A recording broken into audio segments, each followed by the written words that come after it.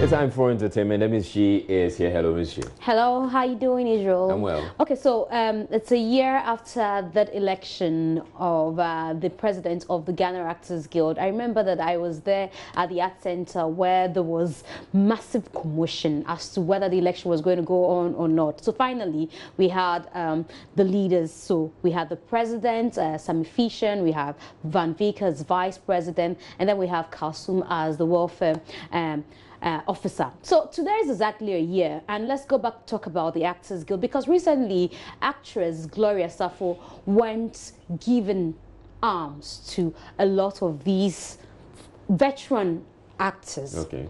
And she says that, you know, the problem is many of them refuse to go for the Actors Guild meeting, and so the guild is not successful. Yes, Kofi Ajololo responding to that and more.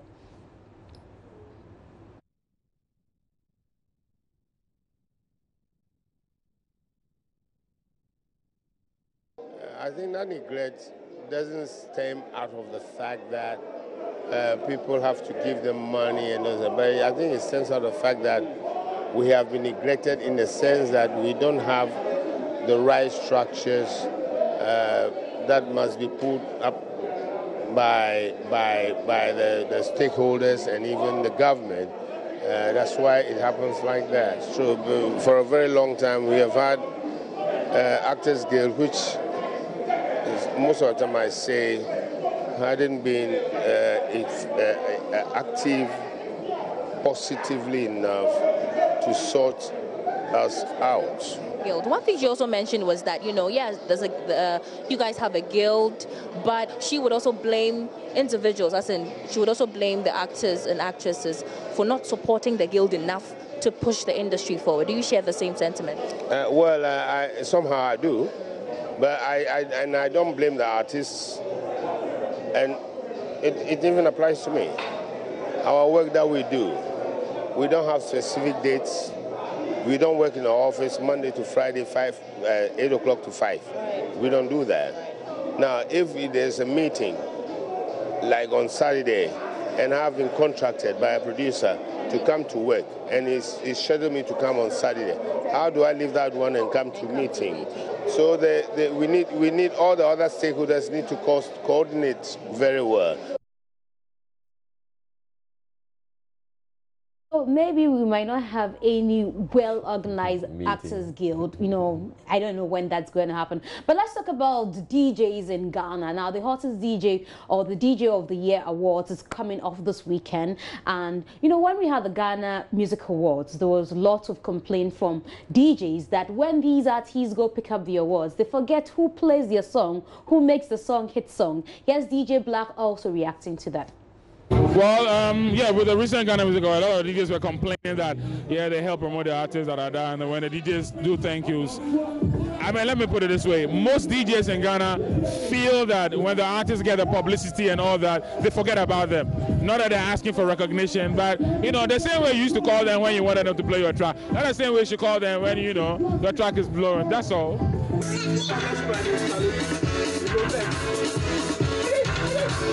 So it sounds like DJ Black is actually speaking for the masses, because he's not one of those who the people can ignore.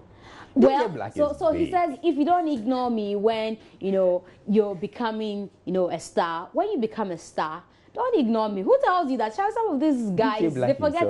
DJ Black himself is a star, but he's bigger than a lot of the musicians. Hey. Yes, his profile. Do they remember? Well, they don't have to remember. I mean, he's it. He's it. Okay, DJ Black. So this weekend we are going to be partying with the DJs. So let's see what happens. You know, he's been DJ of the Year 2 times running. Yeah, I think at some he's handed over now. Yeah, I think at some point. Like, you know, he needs to take maybe some achievements, you know, award. Lifetime achievement you award. see that thing and then go and relax a bit. So let's move on and talk about actress Bibi Bright. Now, Bibi Bright has a baby. This is a second child, a daughter. She's called Imela, but she tells us the experience after giving birth 11 years ago. This is the second time she's gone to the labor ward. And what's happening with the ring? Tell us. There's 11 years gap. Okay. So it wasn't easy. It was just like the first one. And I think the first one I was quite young, so it wasn't really that painful. But with this, it's like I had my first child when I was 20, and I'm having my second one at 31. See the distance. So it was not easy. I cried, he cried, we all cried. He was with me through the whole process. It was painful, but she's worth it. She's worth it. Oh, I see tears in your eyes already. You're getting your body back. I have to. It's a no, you know, it's not about. I find xylophone media, and my boss. If you follow him on social media, you realize he has a mission. Americana old to know it's serious, and as his child, I need to catch up. You know, it's a non-mission. I can't stay at home and be like, oh, my way, I need to relax. No, as long as God is going to tell us plans are underway, because we know that, you know, Mr. Watson has been around for a while. Yes, Mr. Watson, he's an old friend actually. We grew up together. I've known him over 18 years. Yes, so he's that type that, let me say, if I had said yes to him, I probably would have had my first child with. He's been around all these years. He's just been like my best friend.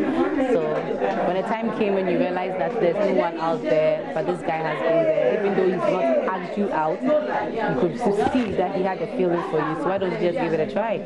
So we gave it a try, and yes, last 2 years, December, he gave me my first promise ring, and it's been like that. So yeah. Hey.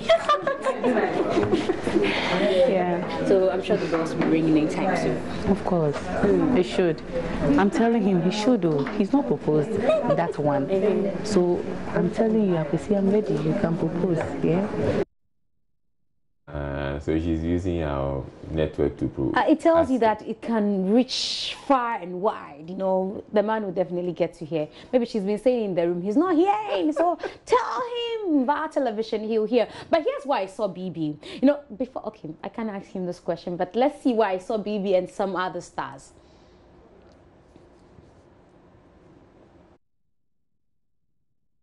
It was a star-studded opening of the Kevesio socialite Abidiva's Adam and Eve Lingerie Center. Broadcasters Nanaba Anamwa, Jifa Gray, and AJ Sapon, movie stars Bibi Bright and Nanama McBrown, politician and deputy CEO of Maslock, Sewa Akoto, were among the many who turned up at the launch. Abidiva owns Adam and Eve. You know, I opened my Abidiva wrap, I think about 6 months ago. And then one thing I realized was there was not enough lingeries in Ghana, especially for plus size.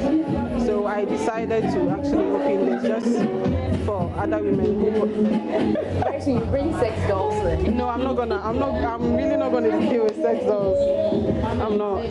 But what's special about women's lingerie? Nanama McBrown and Deputy Maslock CEO Sawakoto say the men pay attention to the cuts and brands. I have friends that will size you no matter the outlook. Madam Blue, and they know, men of late knows what's up. Do you understand? Your mind, you know. And your mind, you know. It doesn't matter say and that's you really need to keep your underwears clean. I mean, wear the right ones. I mean, they invoke. Yes, if you invoke, and the draws a cry invoke. I love to get my undies unique and fit and properly for every outfit. I mean, when you are in covering slit, there is something to wear. When you are in a tight cloth, there is something to wear. And in as much as we fall between the youthful age and then the elderly, we always have to get the right undies for the right clothes. Sincerely, women especially, we have a lot of hygiene problems and we need to keep ourselves clean. Bibi Bright and AJ Sapon also spoke about the undie-wearing culture of many Ghanaian females. I'm that type that I'll just go into a lingerie shop and just try what I can try on and buy. But when she told me she was about to open Adam and Eve, I was like, no, I need to take advantage and really know my size.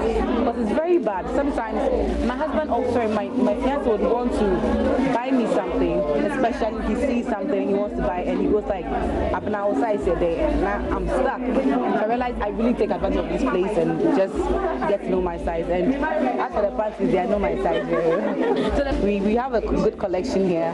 I think I'll wear this tonight. Tonight? Why is something happening tonight?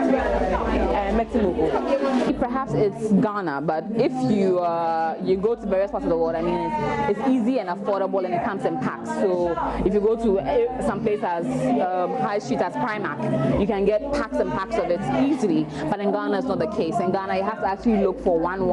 People don't really sell it in bulk or even in packs. So you have to consciously look for it. Again, there's not been a lot of high-end or affordable in terms of good quality stuff. So a lot of people go for the cheap, which is not bad in the least, but it's just that a lot of times it's not the quality that should be put on a human body. I mean, if you are wearing something that's been worn before by someone else, I mean, can you imagine the kind of things that get passed on to you? All right, so I feel kind of flustered that they've been showing me the undies that they're going to be wearing. Like you haven't seen a lot of that. No, but they're throwing it in my face. But these are not worn undies. Yeah, but BB Bright is showing me. Ones. BB Bright is showing me some lingerie that she's going to wear on her body. But you won't see it on her. You can only imagine. That's what you're doing right now. Thank you very much for having me. It's so unfair. I mean, very fair. Keep imagining. You're also looking at some, actually. Oh, I bought some, but you can only imagine. Thank you.